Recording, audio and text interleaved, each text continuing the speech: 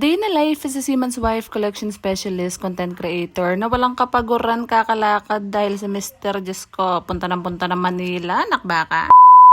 For today's video mga mare, samahan niyo naman nga kami sa araw na to dahil aalis nga kami ni Mr. Pupunta nga kami sa BGC dahil kukuha nga siya ng Italian visa. Kahit may US visa na nga siya mga mare, bibigyan pa rin sila ng Italian visa dahil nga may biyahe sila sa Europe. Kaya nga for today's video, eto pupunta na naman kami sa BGC para kumuha ng visa niya. Dito nga kami bumaba sa Cubao mga mare dahil balak nga namin sa Guadalupe nga kami bababa. Mag-MRT na nga lang kami dahil first time nga namin pupunta ng BGC. Hindi pa namin masyadong kabisado yung daan. 9 AM pa nga lang ng umaga mga mare, umalis na nga kami ng bahay para nga hindi kami magahol sa oras. At saktong-sakto naman, 11:30, nandito na kami sa Guadalupe Station. Ganun. Pagbaba nga namin dito sa Guadalupe MRT Station mga mare, dumiretso agad kami dito sa Jollibee dahil nga nagugutom na kami. Sobrang namiss ko nga tong bandang Guadalupe area na ito mga mare dahil nung high school nga ako, nagtrabaho talaga ako dyan bilang barker dahil yung tito ko ay may-ari nga ng mga toda-toda dyan ng mga jeep. May terminal nga kasi ng jeep dyan mga mare sa may gilid ng Guada Mall at yung tito ko ngayon nagmamanage. Kaya nga ako ngayong kinuha niyang naglilista sa mga plate number at naniningil ng butaw, nakbaka.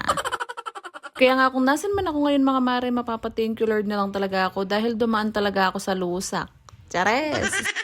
So yun na nga mga mare, going back, hindi ko na nga nabidyohan yung pagkain namin dahil gagagad niya ngay mister, baka ka malate ya, just ko 12:30 na wala pa kami dun sa pinagkukuwanan niya ng visa. Nag-grab na nga lang kami dyan mga mare dahil hindi nga namin alam kung saan kami sasakay ng jeep para accurate nga yung location. At after 10 to 15 minutes, nandito na nga kami dun sa place nga kung saan siya kukuha ng visa. Sumama naman mo ako kasi nga sabi nila hindi raw pwede magpasok ng bag sa loob, kailangan yung mga papeles mo lang daw yung dadalin mo. Pero just ko pagpunta namin dito, sabi nung guard, pwede naman daw ipasok. May locker naman daw. Nga rin ako sa guard mga mare kung pwede nga pumasok yung kasama kahit dun sa waiting area lang ay hindi daw pwede. Lakang laban dito mga mare kahit legal na asawa kay Nuko, hindi talaga sila nagpapapasok ng may kasama. Nakbaka. Buti na lang nga mga mare, itong ang tapat ng building kung saan siya kumukuha ng visa. Ay nandito pala yung Venice Grand Canal Mall kaya nga pumasok muna ako dito. Nayaan ko siya dun kumuha ng visa niya. Nag-video nga muna ako dito mga mare, medyo marami rin tao at may mga magjowa nga na nagpa-picture sa akin at nagpa-video. Nakshoot. Picture lang din ako at nagpa-video kay ate mga mare dahil nakita naman niya na wala akong kasama. Naglungkot-lungkutan ako dyan. Diyos ko, di baling mabulok ako dyan. Maganda naman yung place kaysa mabulok ako dun sa tapat ng office. Chares! Habang inaantay ko nga si Mr. matapos sa visa niya mga mare, nilakad at nilibot ko nga muna tong buong mall na to. Diyos ko, sobrang laki rin pala niya. Marami ka nga pwedeng kainan dito mga mare, may Starbucks din. Pero hindi na nga ako kumain dahil busog pa ako. Ang dami kong kinain sa Jollibee kanina. Mga mare, kakalakad ko ay bumaba nga yung kinain ko. Diyos ko, dito pa talaga ako inabutan. May nga patakla ko, nakbaka. Chares!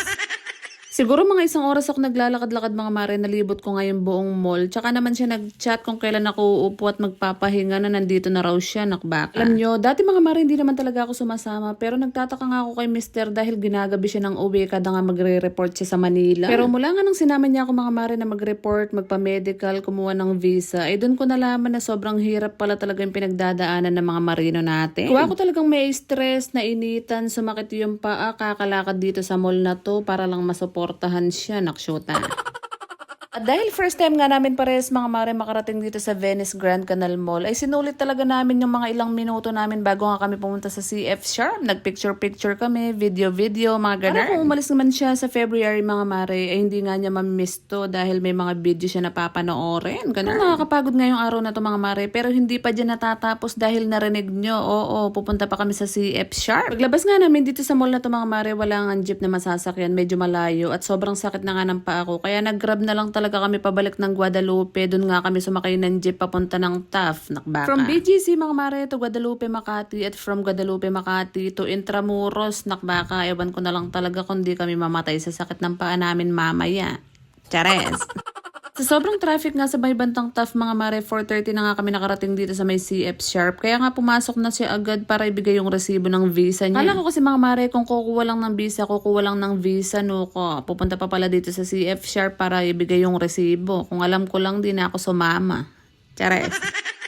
Hindi lang mga mare, hindi na ako naghintay ng matagal. Akala ko talaga mabubulok ako dito sa labas. Pero hindi. Kabigay niya sa resibo, mag-i-email na lang daw sa kanya. Para nga sa update sa visa na kinuha niya. Ganito nga kahirap yung mga pinagdadaanan ng mga marino natin mga mare. Kahit nakabakasyon sila, pabalik-balik sila sa opisina para mag-report. Ganun. Umabot ka nga sa dulo ng video na ito mga mare. Huwag mo kalimutang mag-follow, like, and share at comment kung nagustuhan mo tong video na to. Salamat sa pananood.